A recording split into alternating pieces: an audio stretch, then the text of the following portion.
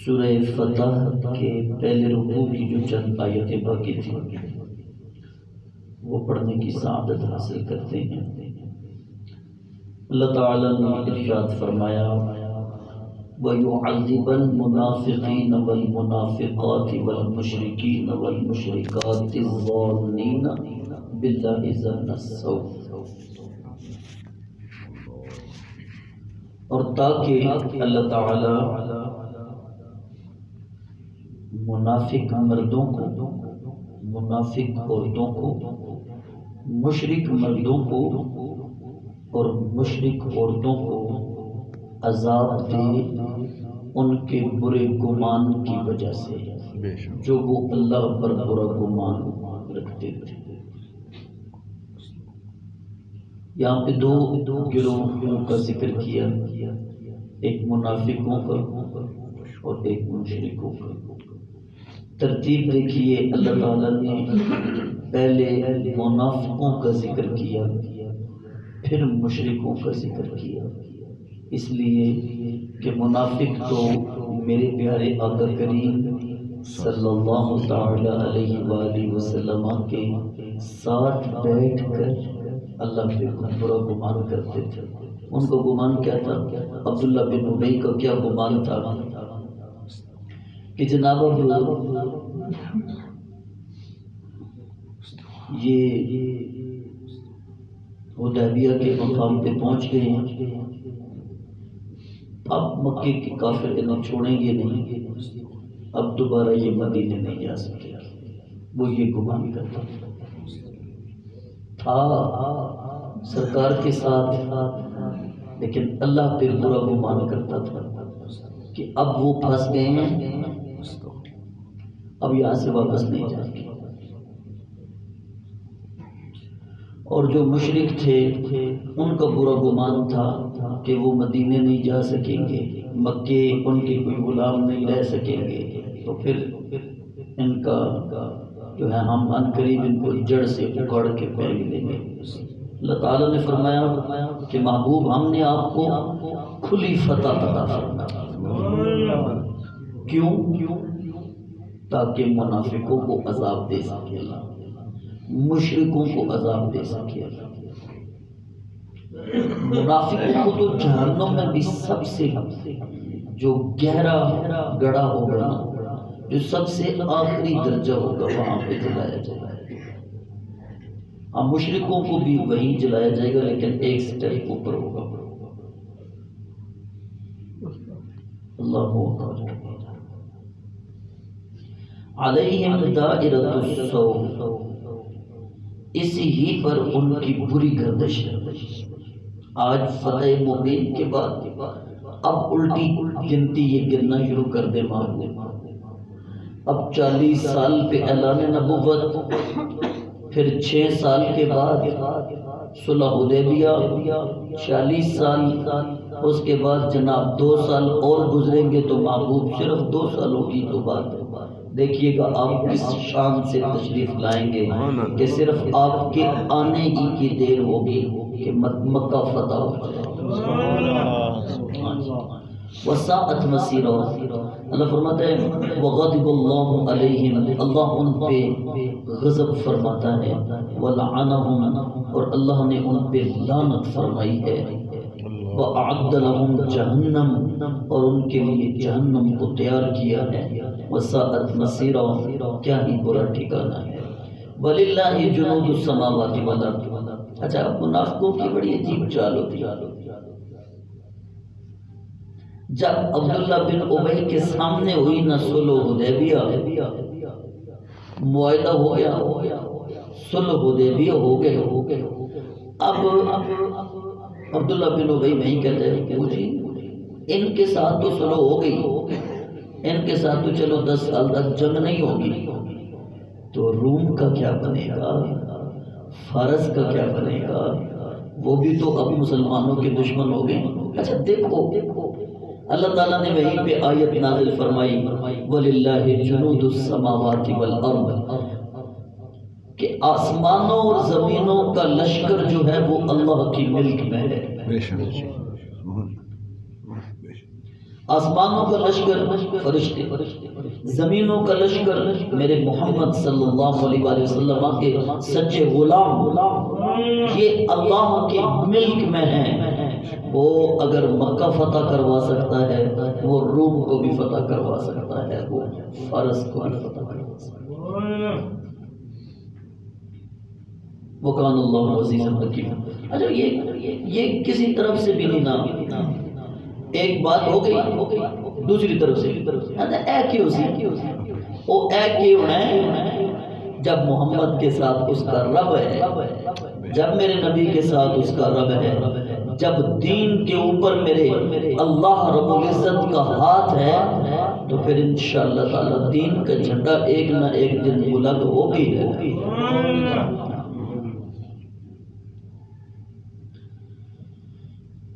وَكَانَ اللَّهُ عَزِيزًا حَكِيمًا، اللہ تعالی غالب ہے اور بے حد حکمت والا ہے۔ اچھا آگے، اچھا باتیں یہ ہو رہی، فتح مبین کی بات ہو گئی، مومنوں کے دلوں پہ سکون کے نزول کی بات ہو گئی، مومنین مومنات کے جنت میں داخل ہونے کی بات ہو گئی، مشرکوں اور کافروں کے اور منافقوں کے عذاب کی بات ہو رہی ہے۔ یہ باتیں ہو رہی ہیں، تو پھر ساتھ ہی میرے رب نے اپنے نبی کی نعت شروع کر دی۔ سبحان اللہ، مل کے کہیں سبحان اللہ۔ نعت بھی کون سی؟ میں کہتا ہوں کیا کمال نعت ہے۔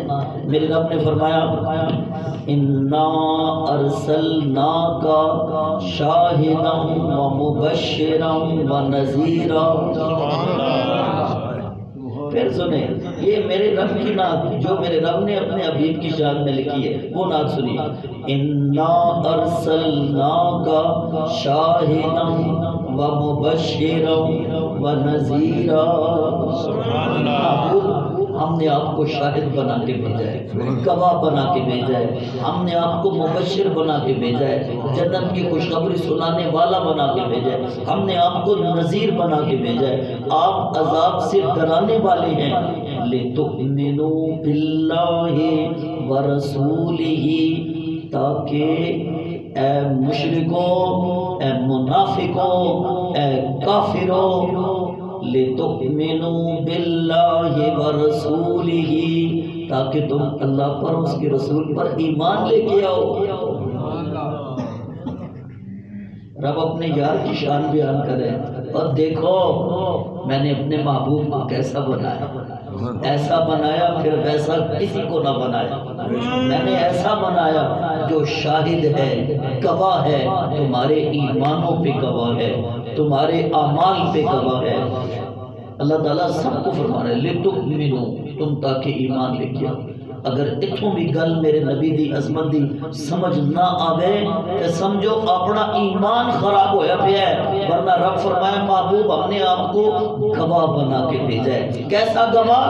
کہ محبوب بیٹھا تو مدینے میں ہے لیکن امت کے ہر عمل کو دیکھ رہا ہے، اور جب کل اللہ پوچھے گا محبوب گواہی دو گے اس کے اعمال کی، تو محبوب فرمائے گا محبوب اللہ میں اپنے امت کے ہر عمل کی گواہی دینے کے لیے تیار ہوں۔ پھر سنیے قرآن کے 5ویں پارے میں فَكَيْفَ إِذَا جِئْنَا مِن كُلِّ أُمَّةٍ بِشَهِيدٍ وَجِئْنَا بِكَ عَلَى هَؤُلَاءِ شَهِيدًا۔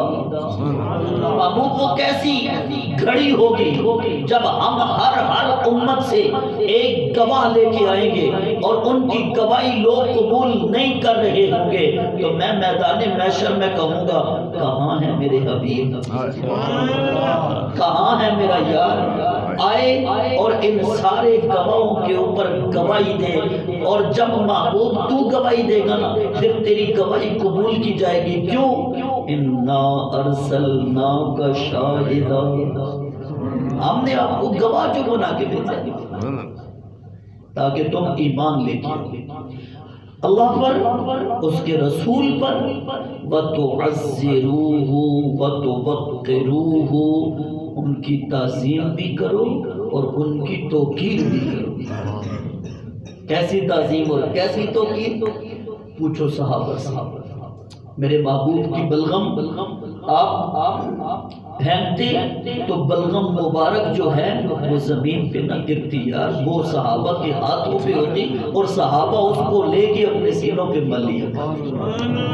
میرے نبی کی تعظیم و توقیر کی شان صحابہ سے پوچھو۔ عروہ بن مسعود کہتا ہے میں نے دیکھا رسول اللہ صلی اللہ علیہ وسلم وضو کے لیے پانی فرماتے، پانی کے قطرے جو جسم مصطفیٰ سے لب کے نیچے گرتے وہ زمین پہ نہیں، وہ صحابہ کے چہروں پہ گرتے۔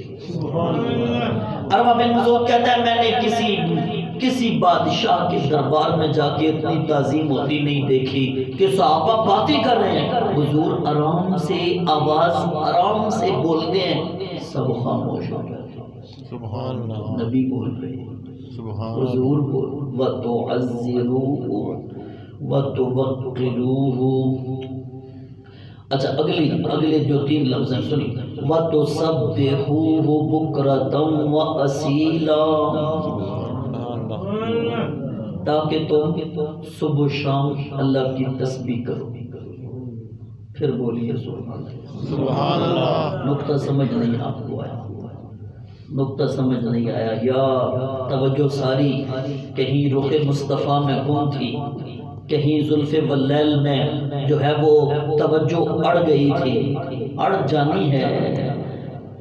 جہاں ذکر مصطفیٰ ہو باقی ذکر تو پھیکے نظر آتے ہیں نا، پھر توجہ کہیں اور چلی جاتی ہے۔ جناب توجہ کیجئے، اللہ فرما رہے محبوب ہم نے آپ کو شاہد بنایا تاکہ یہ اللہ اور اس کے رسول پر ایمان لے کے آئیں، ہم نے آپ کو شاہد مبشر نذیر بنایا تاکہ یہ آپ کی تعظیم کریں، ہم نے آپ کو شاہد مبشر اور نذیر بنایا تاکہ یہ آپ کی توقیر کریں، اور ہم نے آپ کو شاہد مبشر اور نذیر بنایا تاکہ صبح و شام یہ اللہ کی تسبیح کریں۔ سمجھ نہیں آئی بابو کو رب شاہد بنا رہا ہے، مبشر بنا رہا ہے، جو ہے وہ نذیر بنا رہا ہے، اس کی وجہ بیان کی تاکہ ایمان لے کے آئیں، آپ کی تعظیم کریں، آپ کی توقیر کریں، تعظیم اور توقیر کرنے کے بعد اللہ کا ذکر بھی کریں۔ اللہ جی تو پہلے ہے، فرمایا میں بے شک پہلے ہوں۔ اللہ جی تیرا ذکر بھی پہلے ہے، فرمایا بے شک میرا ذکر بھی پہلے ہے، لیکن ذکر قبول تب ہوگا جب مصطفیٰ کی تعظیم بھی کرو گے، توقیر بھی کرو گے، ورنہ ذکر خدا کا ذکر میرا رب پہلے کر دیتا نا، تعظیم و توقیر مصطفیٰ کا ذکر بعد میں کر دیتا، لیکن میرے رب نے فرمایا نہیں، مجھے عبادت بھی وہ قبول ہے جو در مصطفیٰ سے ہو کیا، ذکر بھی وہ قبول ہے جو تعظیم مصطفیٰ اور توقیر مصطفیٰ کے ساتھ ہو، اور جس کے دل میں تعظیم مصطفیٰ نہیں، جس کے دل میں توقیر مصطفیٰ نہیں، جس کے دل میں میرے نبی کی ناموس کا کوئی پہرا نہیں، جس کے دل میں میرے نبی کی عزت کی کوئی حیثیت نہیں، وہ لاکھ پھر ذکر کرتا رہے میرا، وہ صبح شام نہیں دن رات بھی ساتھ کرتا رہے، وہ جناب دوپہر کو بھی کرتا رہے، سپہر کو بھی کرتا رہے، اس کے ذکر کو قبولیت کی سند تب ملے گی جب وہ تعظیم مصطفیٰ کرے گا، جب وہ توقیر مصطفیٰ کرے گا۔ اللہ اکبر، ان الذین یبایعونک انما یبایعون اللہ، بے شک وہ لوگ محبوب جنہوں نے آپ کے ہاتھ پہ بیعت کی ہے انہوں نے اللہ کے ہاتھ پہ بیعت کی۔ سمجھ آئی بات؟ میں یطیع الرسول فقد اطاع اللہ، جس نے اللہ کی اطاعت کی، جس نے رسول کی اطاعت کی، در حقیقت اسی نے تو اللہ کی اطاعت کی۔ فرمایا محبوب یہ آپ کے ہاتھ پہ حضرت عثمان کے قصاص لینے کی بیعت کر رہے ہیں؟ نہیں محبوب، یہ اللہ کے ہاتھ پہ بیعت کر رہے ہیں۔ ید اللہ فوق ایدیہم، ان سب کے اوپر اللہ کا ہاتھ ہے۔ حضور نے فرمایا حضرت عثمان کا قصاص لینا ہے، صحابہ او بیعت کرو، میرے نبی نے ہاتھ رکھا، اوپر صحابہ نے ہاتھ رکھا، اوپر میرے نبی نے پھر ہاتھ رکھا، اس طرح بیعت لی نا، تو اللہ نے فرمایا محبوب یہ جو اوپر والا ہاتھ ہے نا، ید اللہ فوق ایدیہم، یہ اوپر والا اللہ کا ہاتھ ہے، یہ اوپر والا توجہ کیجئے، توجہ کیجئے، یہ اوپر والا یہ محبوب سنیں، یہ تو تیرا ہاتھ نظر آ رہا ہے، فرمایا بے شک میرا ہاتھ نظر آ رہا ہے، لیکن من یطع الرسول فقد اطاع اللہ، جس نے رسول کی اطاعت کی اس نے اللہ کی۔ فمن نقص فانما ينقص على نفسه، بس جس نے بیعت کو توڑا اس کا وبال اس کے اوپر ہوگا۔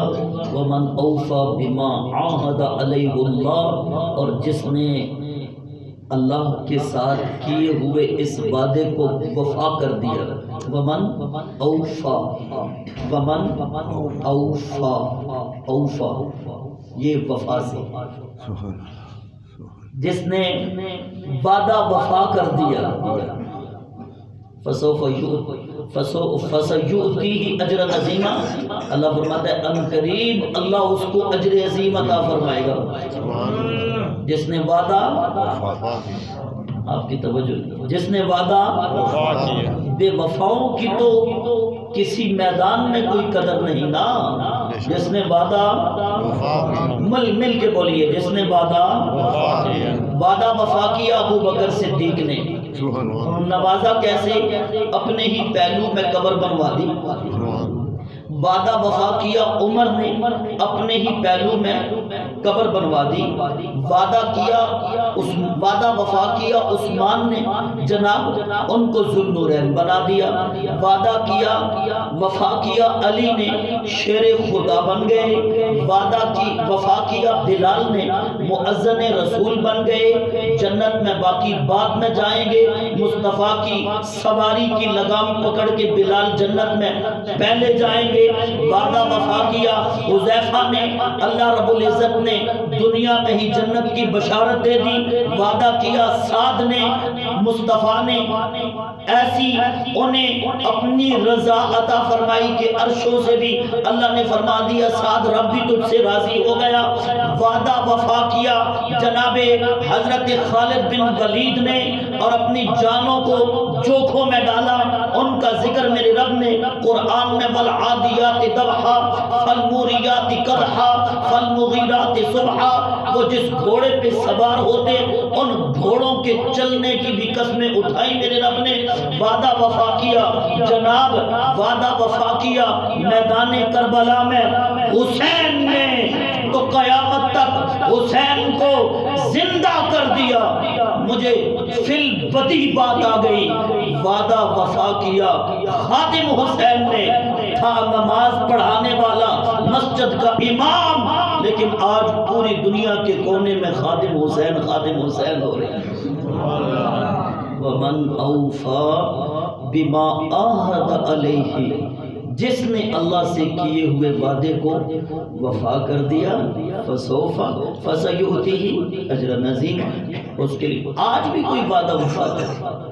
اقبال نے کہا تھا آج بھی ہو کر ابراہیم سے ایمان پیدا، آگ کر سکتی ہے انداز گلستان پیدا۔ آج بھی کوئی وعدہ وفا کرے، اس کے لیے اسی طرح اجر عظیم کی نوید ہے۔ اللہ رب العزت ہمیں عمل کی توفیق عطا فرمائے۔ وما علیہ الا البلاغ۔